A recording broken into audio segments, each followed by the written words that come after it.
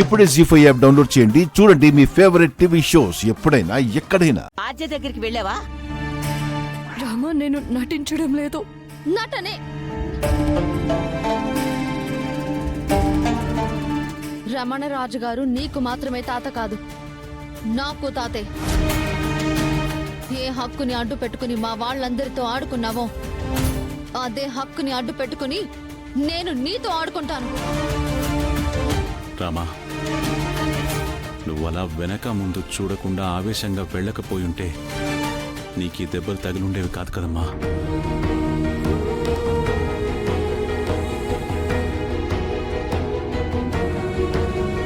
క్షమించు నాన్న, నిన్నిలా చూసి తట్టుకోలేకపోయాను.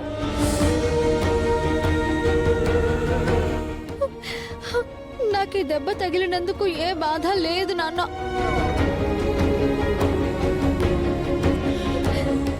ఆద్య మిమ్మల్ని అన్ని మాటలు అన్నందుకే నాకు బాధగా ఉంది.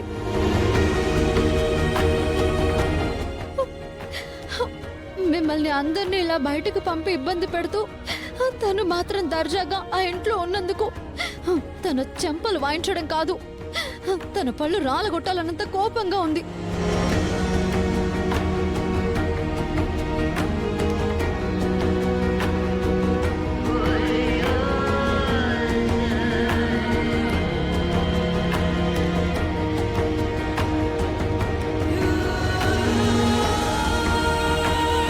ఈ ఆవేశమే వద్దంటున్నాను రామా. జరిగిపోయిన దాని గురించి ఆలోచించి ఉపయోగం లేదు. ఆవేశపడ్డం అస్సలు మంచిది కాదు. వదిలేసే. తను ఉండడానికి ఆ ఇల్లు ఆద్యత కాదు కదా నాన్న. ఆ ఇల్లు పేరుకు మాత్రమే తాతయ్యేది. దాన్ని దేవాలయంలో తీర్చిదిద్దింది నువ్వు.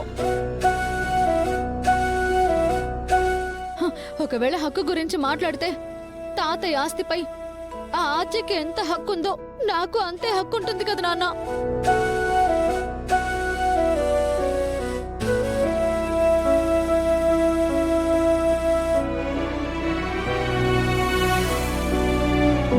ఎందుకుండదే?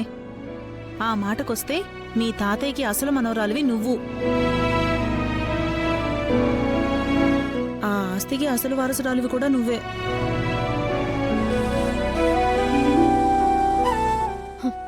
నా ఆస్తిపై నా ఇంటిపై నాకు హక్కు ఉన్నప్పుడు ఆ ఆద్య ఎవరు నాన్న చెప్పడానికి?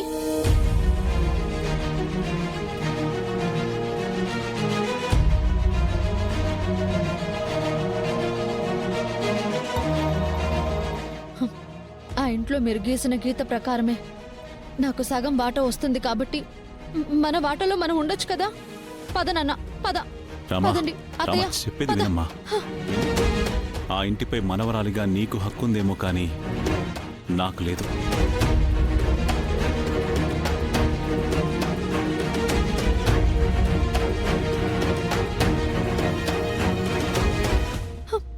నాదైనప్పుడు మీది కాదా నాన్నా? అలా కాదమ్మా.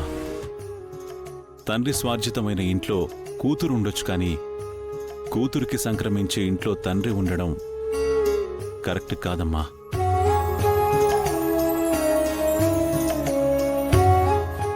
జీ5 యాప్ డౌన్లోడ్ చేసి అన్ని ఎపిసోడ్స్ పూర్తి ఉచితంగా చూడండి.